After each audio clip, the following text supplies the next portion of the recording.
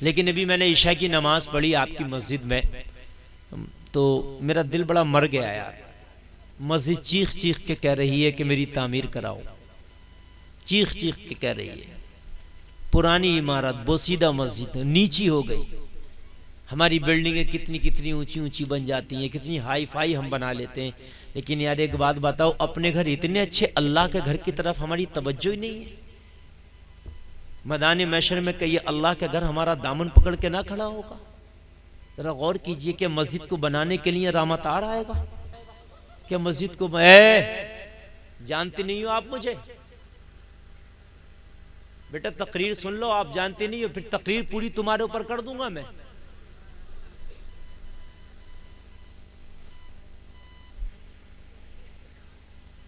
थोड़ी और इधर होकर बैठो, थोड़ी सी जरा, चलो इधर हो।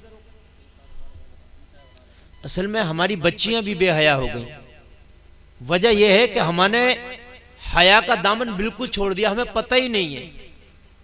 शादियां हमारे यहाँ होती हैं तो उसमें डांस पार्टियां हो रही हैं, हमारे यहाँ खूब नाच गाने हो रहे हैं, बच्चियां भी हैं, भाई भी देख रहे हैं, बहन भी देख रही है। बेहया नहीं होंगी तो क्या होगा?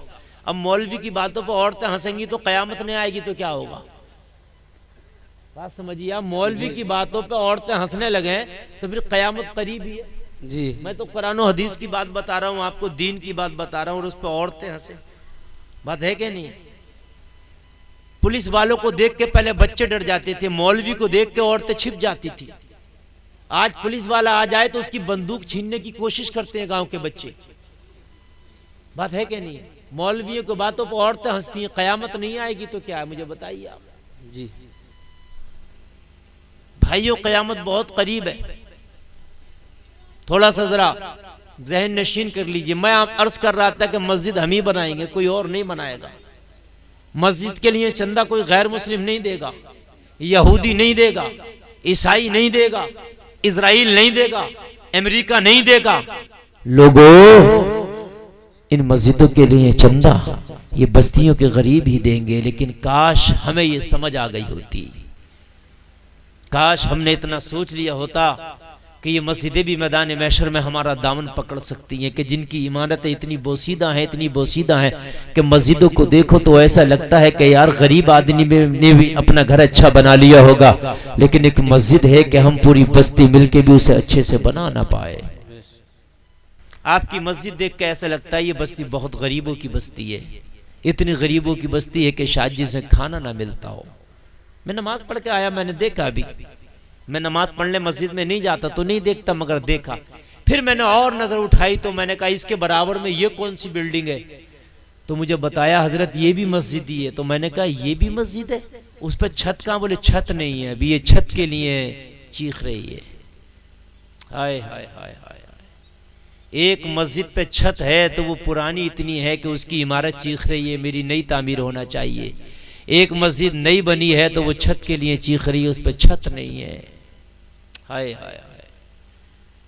और तुम्हारा गांव ऐसा लगता है कादरगंज कि इसके लोग बड़े दीनदार किस्म के लोग होंगे, जिन्होंने बड़ी अच्छी अच्छी मस्जिदें बना रखी होंगी, बड़ा अच्छा निज़ाम होगा। मगर लोगों, हकीकत तो ये है कि उनके जो हम गुलाम थे तो खल्क के पेशवा रहे, उनसे फिरे जो हम तो आई कमी वक़ार की।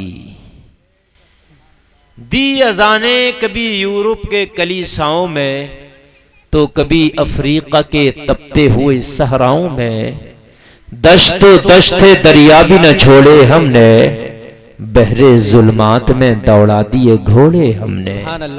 मैं तकरीर शुरू कर रहा हूँ, जरा आप कोशिश कीजिए मेरे प्यारे। ये जो बातें थी मैंने आपसे कही, मेरा दर्द है। कुछ लोगों को मेरी बातें बुरी भी लगी होंगी, लेकिन मेरा उससे मकसद नहीं, मेरी आपसे कोई जाती दुश्मनी नहीं है। आप में से किसी ने मेरी जमीन नहीं दाबी है, आप में से किसी ने मुझे गाली नहीं बकी है, सब मेरे भाई हो। आप सब कलमा पढ़ते हो, कलमा पढ़ने वाला एक दूसरे का भाई है, लेकिन खुदा की कसम मुझे तकलीफ हुई ये हालात देख के। और ये बात मैं नहीं बताऊंगा तो मुझे बताइए फिर कौन बताएगा?